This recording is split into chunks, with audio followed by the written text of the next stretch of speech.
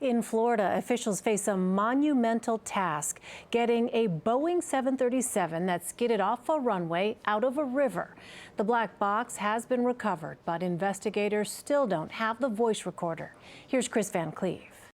Baby coming through, baby coming through. New video shows some of the 143 on the Miami Air charter flight huddled on the 737's wing moments after the plane left the runway at Naval Station Jacksonville, coming to rest in the St. Johns River Friday night. It was total chaos. It was total mayhem. I heard children crying.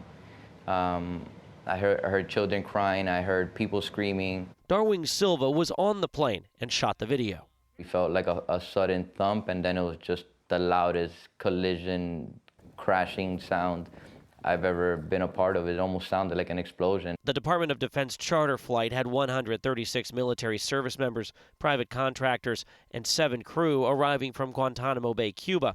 As they flew through stormy weather, passengers reported the plane bounced while landing before hitting a seawall of loose rock and splashing into the river. You can see the tire marks in this NTSB photo.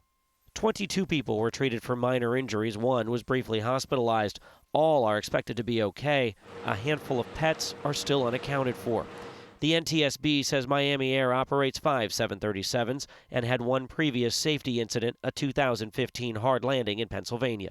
We're going to be very careful about how we move the aircraft because we want to preserve it and all of the perishable evidence that goes along with that. So a great care will be emphasized in that. I feel extremely lucky that I was able to come home to my kids, to my 2 boys, and that's all I kept thinking about as I was trying to get out of the plane.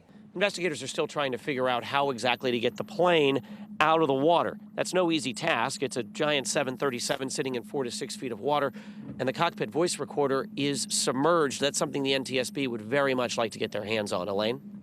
All right, Kris Van Cleave, thank you.